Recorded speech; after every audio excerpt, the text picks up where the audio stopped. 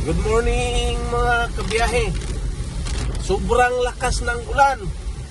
Ang oras natin ngayon ay 7:23 na umaga. Tingnan ninyo mga kabiyahe.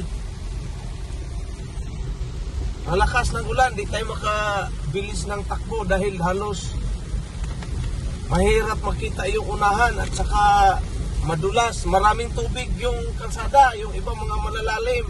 Baka mag-wiggle tayo, kaya dahan-dahan lang.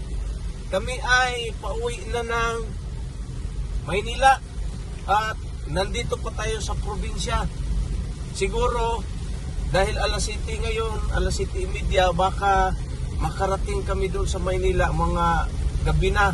Depende sa traffic, makarating kami doon. Baka abutin na ng mga alas 7 ng gabi. Pero kung walang traffic, medyo mas maaga pa yon mga kabiyahe. Ayan o, tingnan ninyo. Kalsada. Sama muna kayo mga kabiyahe. Medyo malakas talaga ang ulan. Kanina pa ito at ngayon lang namin na videohan. Di namin naisip na videohan yung biyahe dahil sobrang lakas. Pero iba din ito. Unique. Tingnan ninyo mga kabiyahe, wala halos mga wala tayong makita ng mga kukunti lang yung mga bahay dahil makalayo ito. Ito ay 375 kilometers from Metro Manila. Mga kabiyaya, almost 400 kilometer ito. Kaya sama muna kayo. Dahan-dahan lang tayo dahil medyo madulas talaga. Buti medyo humina na dito banda. Doon kanina sa pinanggalingan is medyo malakas.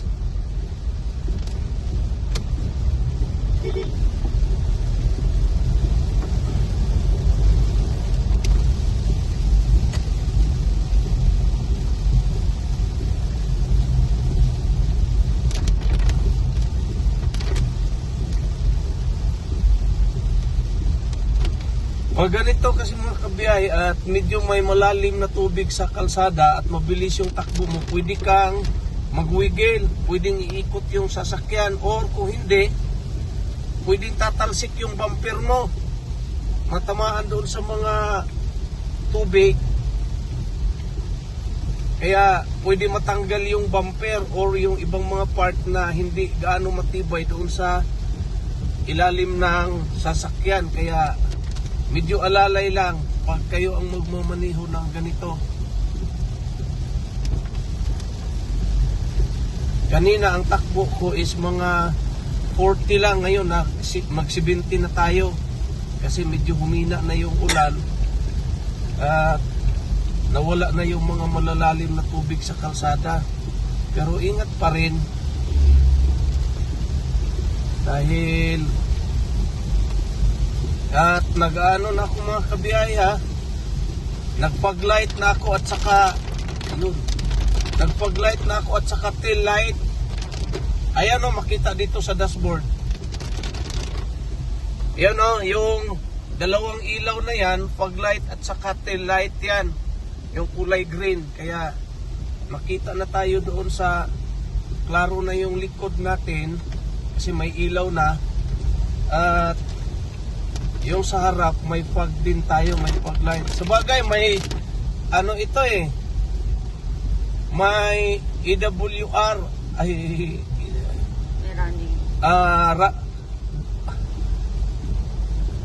daylight running. Basta yung kung makita ninyo mga kabiyahe yung mga sasakyan na may nakailaw sa araw habang tumatakbo, mayroon tayo doon. Kaso lang pag nag-fog light ka at saka nag-tail light, mawawala yon. Automatic up, malalim ang tubig dito. Dahan-dahan tayo. Bukas na sir. Malalim yon, kaya mahirap na. Ito tayo sa napakasiko.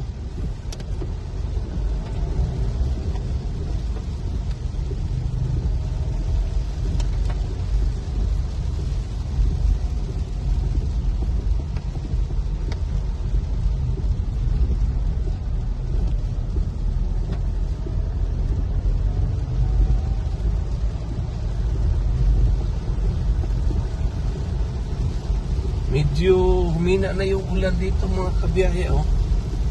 Kaso lang, makapal yung fogs, yung ulap, hamog, anong tawag niyan? At Lakasan naman. yung ibang, gitna ng kalsada, may mga malalalim na area at may mga, malalim din yung tubig, kaya di tayo pwede magpatakbo ng mga 100.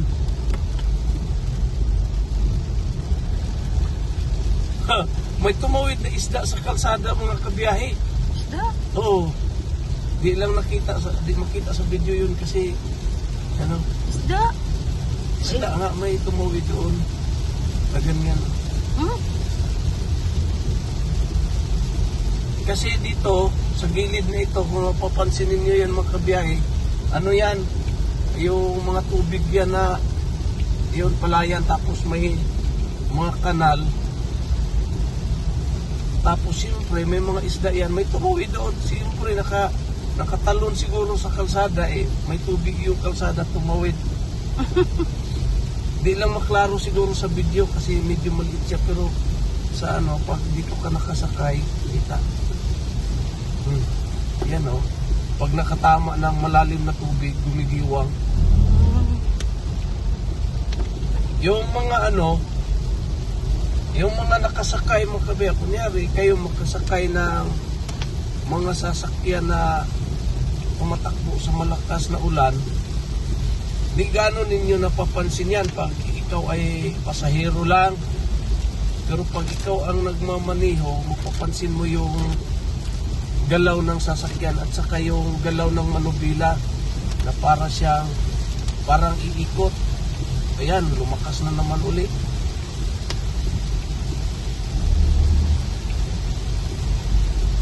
Parang di gaano klaro sa video pero pag sa personal mga kabiyahe ang ang lakas.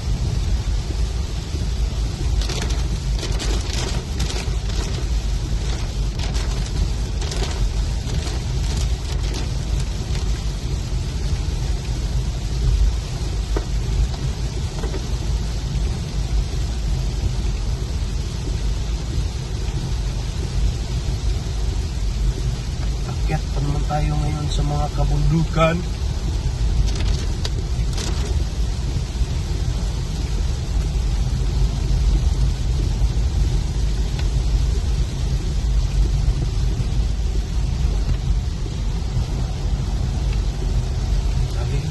Malalim din yan.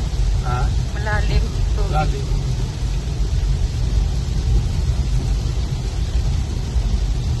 Kasi siya? Tawag nito. Nandahan na tayo kasi padami na. Malalim yung tubig.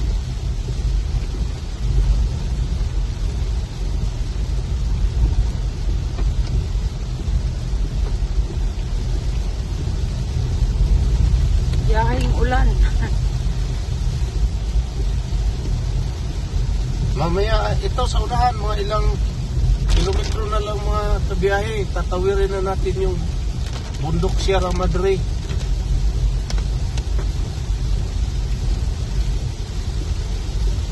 Yan kung napapansin nyo, puro niyog at saka mga malalaking kahoy yung nasa gilid. Nandito pa tayo sa patag.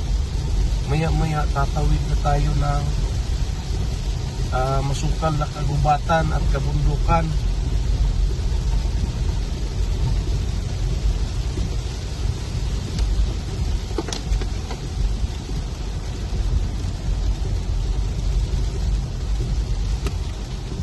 Kita na yung mga bundok ko. Kita na yung ibang parte ng bundok na anuhan ng ulap. Ayun, yung iba binabalot pa ng ulap.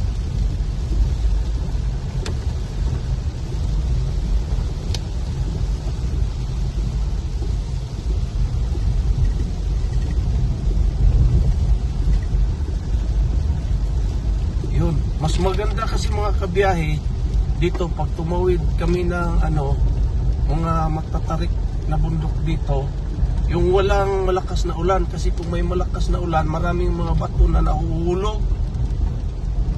na delikado kung matatamaan tayo. Buti ano na dito, medyo humina na, parang mas malakas-lakas kunti sa ambon. Ayun, ambon na lang dito. Buti naman. Kasi sobrang sobrang nakakatakot pag tumatakbo. Paakyat na tayo mga kabiyaya.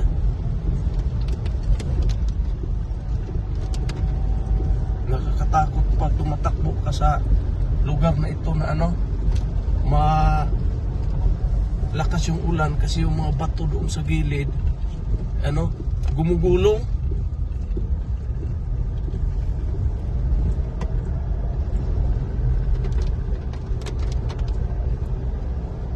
Buti naman at tamang-tama na pagdating natin dito, wala na yung malakas na ulan. Tingnan lang ninyo mga kabiyat, sama lang kayo. Doon kami nag-transient sa isa naming kaibigan, kapatiran, kamag-anak. Basta mga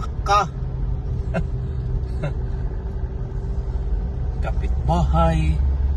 Yun.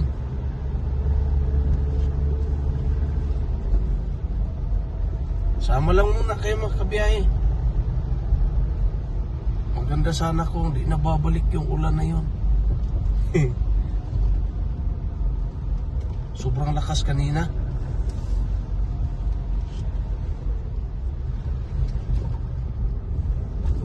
Malakas pala dito, may mga malalalim na tubig. Ay, malalim.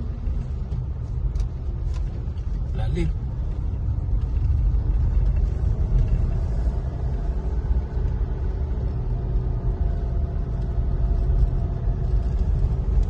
Paahon yan mga kabiyahe. Kung tingnan mo sa video parang hindi, pero pag umakyat talaga, akyat ng paakyat, hindi pa ito tapos, marami pa itong akyatan.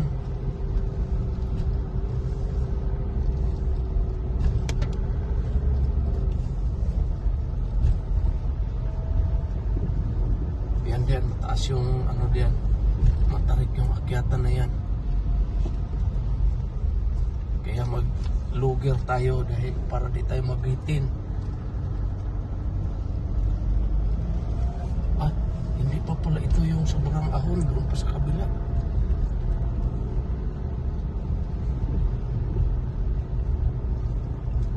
Pag magbiyahe kayo, magdadrive kayo, magmamaniho kayo mga kabiyaya, pag paahon yung kalsada at di pa ninyo kabisado, habang malayo pa, yung paano pa lang, kita ninyo yung umpisa pa lang yung paahon, magluger na kayo para sigurado.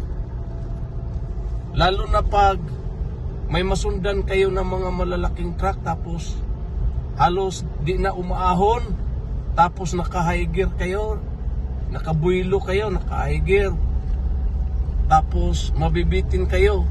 Pag nasa taas na kasi at doon ka pa mag-change gear, minsan hindi papasok yung yung pagkakambyo, kaya mabibitin ka, posibleng mag-cause ng aksidente mga kabiyahe. Kaya para sigurado, doon pa lang sa bungad ng ahon, pag di ninyo lang kabisado yung kalsada magluger na kayo. Huwag kayong mag-change gear doon sa gitna ng ahon dahil delikado yon. Madulas yan mga kabiyahe. Kita ninyo yung kalsada na espaltong maitim, madulas. Ako na nagmamaniho, pansin ko yung slide ng gulong. Ayun, dito na tayo sa tuktok at ang kanilang kadena ay kumalas. May tricycle doon, 3 ang tao. Kumalas yung kadena at tinanggal nila doon sa gilid. Di pa tapos yung ahon mga kabiyahe. Ilang kilometro na yun, layo-layo na yun. Tapos yung ano, ayun, medyo bumawi na, pero marami pa tong ahon doon sa unahan mga kabiyahe.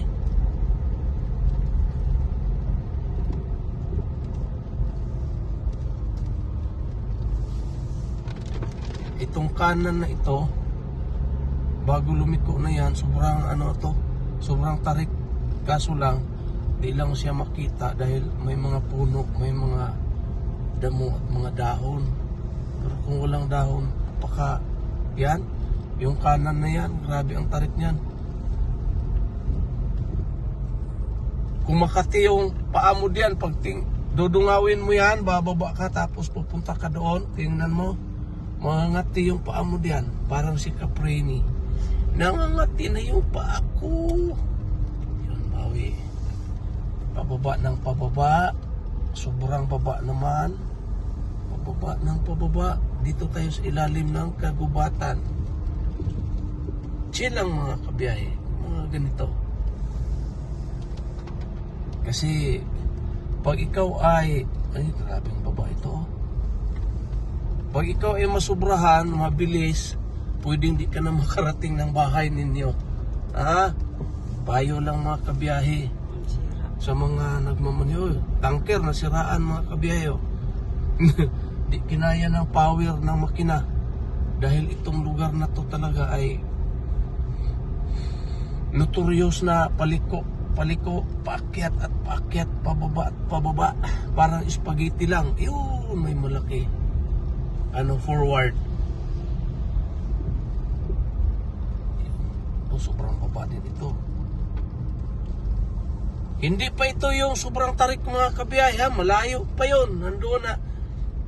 Kailangan magbaba ka talaga ng gear, napakababa. Dahil pag hindi ka magbaba ng gear, yan yung mga harang ng kalsada sa gilid, nagkandasira dahil binubundol ng yung iba na mga sasakyan. May mga nadaanan kami dito dati na dumidiretso. Kaya nag-engine brake la ako mga kabiyahe. Itong takbo na ito, second gear ito. Ibig sabihin, nakasigunda kung sa salitang Tagalog at saka Cebuano, segunda. Pero ano pala yan? Salita na yan, hindi yan Tagalog at saka Cebuano. Ano yan? Latin, Spanish.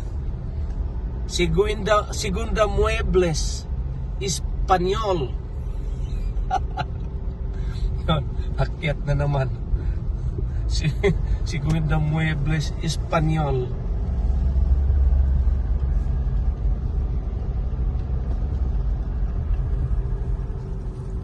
Yun, paliko-liko.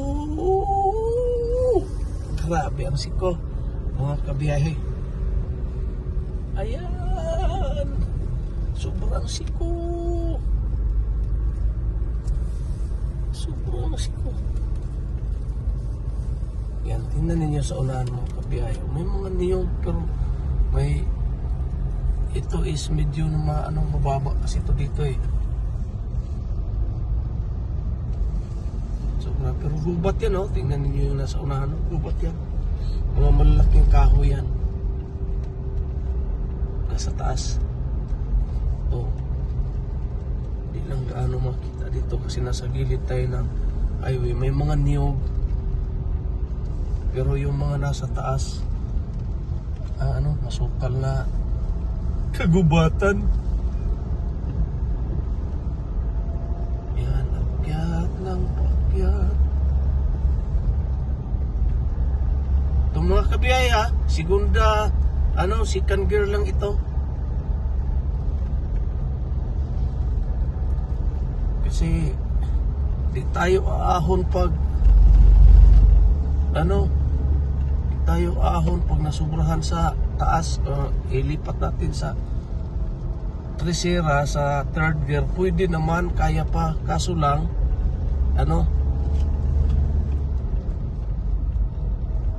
kailangan mabilis yung takbo mo. Di ka naman makabilis dahil sobrang siko. Mag-overshoot ka Pag sobrang siko, mabilis yung takbo, doon ka pupulutin sa ilalim. Ayan, pababa yan na naman mga kabiyahe. Tingnan naman niyo yung gubat sa unahan. Hindi pa yun yung pinakataas ha. Kalahati lang yan. Wala pa nga sa kalahati yan siguro eh. Diyan tayo tatawid. Di makita sa video pero yung nasa gitna, kita yung kalsada. Nadaanan natin. Di lang gaano, dito maklaro. Ayan o, yung may mga puti, kung mapapansin niyo yun. Diyan. Mayroon diyang parang kanal sa gitna. At saka, nasa baba na pala yan. Mas nasa taas pa.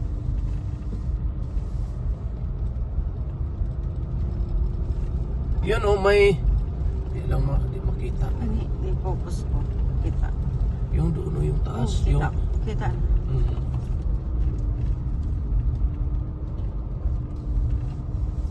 Ikagubatan. Yan o. Ganda. Pero alam ninyo mga kabiyahe, tuwing nagbibiyahe ako dito, tuwing pumunta ako sa lugar na to, presko yung pakiramdam ko, magaan. Pag nakita mo yung mga malalaking puno, gubat, tapos yung paghinga mo, parang malalim na malalim yung inaabot ng hininga mo eh. Parang bumabaon sa buong katawan mo. Yung malanghap mo yung preskong hangin sa lugar na ito. Tapos pakiramdam mo gumagaan yung